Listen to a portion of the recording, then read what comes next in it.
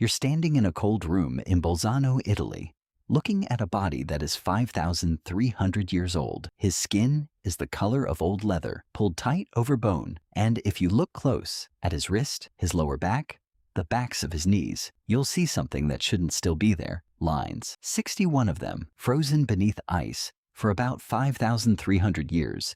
His remarkably well-preserved remains revealed 61 tattoos inked all over his body. They called him Ötzi, and for a long time, people assumed he was found by accident, killed by weather, a man who simply froze. Then in 2001, an X-ray found something else. Short blue lines on his skin have been variously interpreted as the earliest known tattoos, and Ötzi died of blood loss after being shot with an arrow in his left shoulder. So the oldest tattooed man we've ever found didn't die peacefully. He died running, and he still somehow carried 61 marks into whatever came next. Marks that outlasted his name, his language, everything else about him except this. You're probably picturing tattoos as decoration, something you choose at 22 because it looked good on someone else. For most of human history, that's not what this was. It was closer to a passport, a medical file, a family tree, all pressed into skin because skin is the one thing that survives.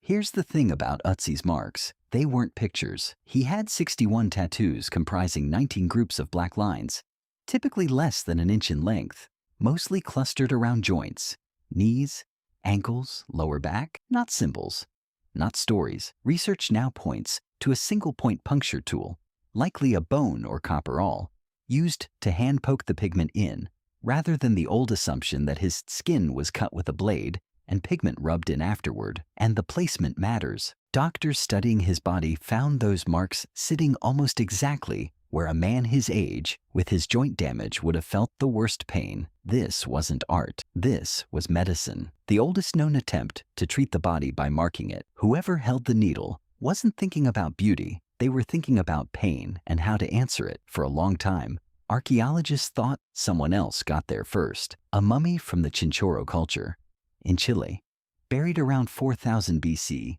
had a thin tattooed mustache, a purely cosmetic mark. The debate about the world's oldest tattoos settled when researchers confirmed Ötzi is older than the Chinchorro mummy by at least 500 years.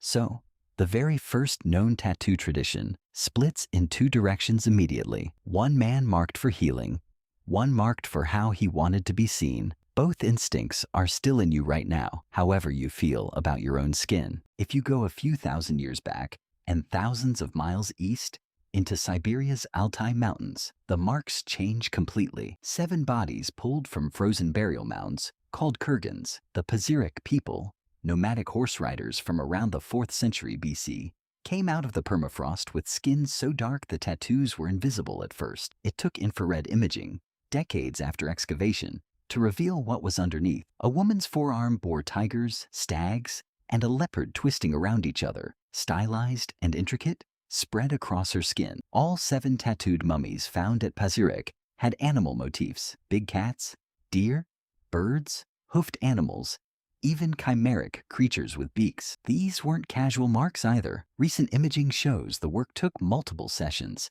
done by someone who'd clearly done it many times before. This wasn't a person deciding on a whim to get inked. It was a commitment measured in hours, maybe days, of deliberate pain. Pain someone chose to sit through, session after session, because the image mattered more than the discomfort of getting there. By now, you're probably noticing the pattern. Pain isn't a side effect in any of this.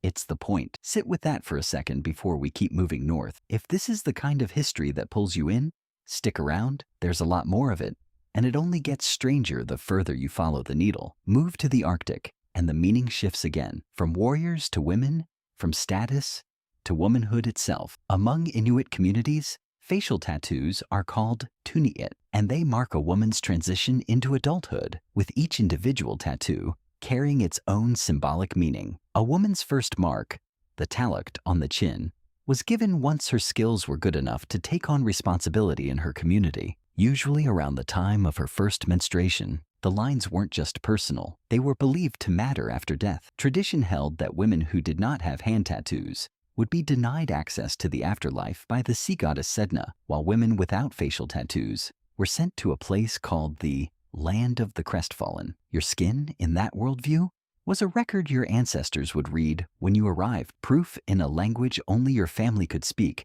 that you had lived and worked and earned your place among them. Then came the missionaries. After they arrived in Canada's Arctic in the late 1700s, many cultural practices were banned and deemed evil, and the traditional practice of Tunniit nearly disappeared along with it. For close to 2 centuries, a mark that had guided Inuit women into womanhood for millennia went underground, then nearly vanished with the last elders who wore it. Halfway around the world in Samoa, a similar mark carried a similar weight. The Tatau represents identity, courage, genealogy, and spiritual belonging within Fa'a Samoa, and the very word we use today, tattoo, comes directly from it. Before missionaries arrived, all individuals in Tahitian society were tattooed at puberty, and the tatau expressed personality, sexual maturity, genealogy, and rank, a kind of ID card worn on the body. And just like in the Arctic, missionaries banned the practice shortly after arriving,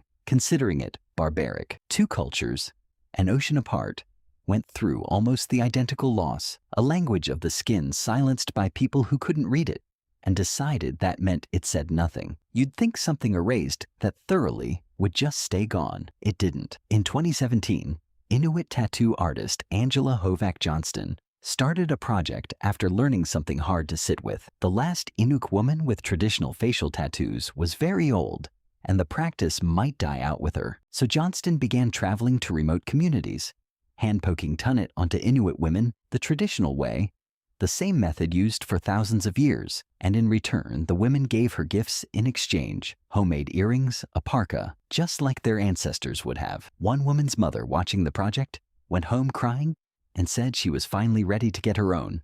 She'd never cared for the old songs or the drumming. After the tattoo, something in her shifted. That's the part that outlives the ban. The missionary, the century of silence, not the design, the need underneath it to put something permanent on your body that says, "This happened to me, and I am still here." Before we get to how far this instinct has traveled into the present, tell me in the comments which of these traditions surprised you the most and why, because here's where it lands, all of it, on you. Somewhere in your own life, someone has wanted a mark that means something, a name, a date, a line that stands for a person they lost, or a version of themselves they don't want to forget. It's not vanity when it works right.